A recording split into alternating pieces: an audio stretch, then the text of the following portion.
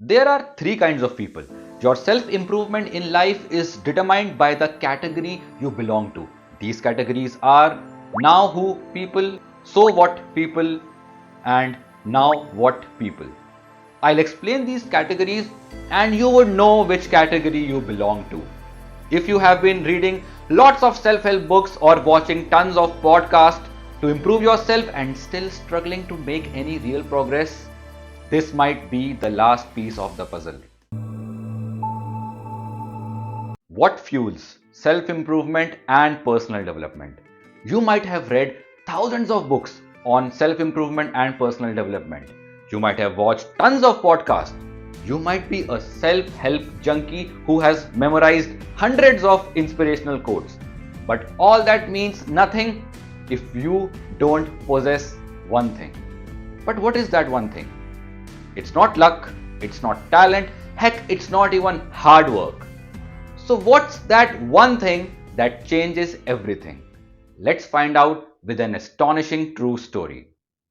William James was born into a wealthy family, but his life was plagued by severe problems. Since childhood, he dealt with eye problems, hearing problems. He had a terrible stomach condition and had back spasms, which left him unable to move. He was isolated at home with no friends. The only solace he found was in painting, which also did not work out as he was not very good at it and his work did not sell. His father ridiculed him for his lack of talent, especially when his siblings found their own success. His father was ashamed of his own son. And none of this was William's fault. He was just unlucky to have a weak body, an insensitive father, and successful siblings. As his last attempt, his father used his connections to get him into Harvard Medical School. However, he was unable to cope up with university demands and eventually William James dropped out. He then joined an expedition to Amazon rainforest. But his bad luck continued. He got smallpox and his back issues returned. His group left him all alone in the Amazon rainforest. So he was stranded and sick. Somehow he made it back home only to face his father's disappointment once again. At the age of 30, he was a failure in his family's eyes, his body frail, and life filled with disappointments and failures. Deeply depressed with all this suffering, he decided to end his life. Then, one night, while reading a philosopher's lecture, he decided to try a personal experiment. He decided that for 1 year, he would live as if he were 100% responsible for everything in his life, working to change his circumstances. If that did not work out, he planned to end it all. The result? William James transformed his life. He went on to become the father of American psychology, a revered intellectual, and a professor in Harvard. He got married to the love of his life. In short, taking responsibility for his life changed the whole trajectory of his life. And this is the essence of personal development and self improvement. Accepting responsibility, radical responsibility, shedding away victim mentality. That is, instead of blaming others, you take responsibility for your life. But wait, there is another layer to it. Why is it so difficult to accept total responsibility for your life? Here's the thing. You believe that accepting responsibility means accepting fault.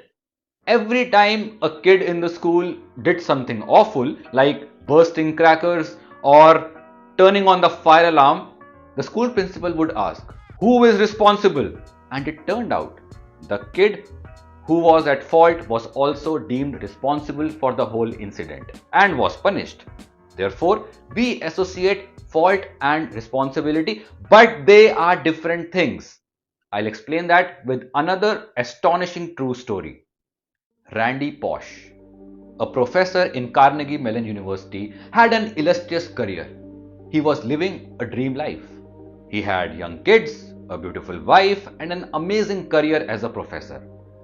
He was also a good person. However, in his 40s, he was diagnosed with pancreatic cancer. Doctors gave him just few months to live. But instead of blaming his bad luck or destiny, he decided to live the remainder of his life with utter and complete responsibility. He decided that he is responsible for his own emotions. During his last days, he gave an incredible last lecture in Carnegie Mellon University, which continues to inspire millions. He even did push ups during his last lecture. Calling it awesome would be an understatement. His last lecture is titled Achieving Childhood Dreams.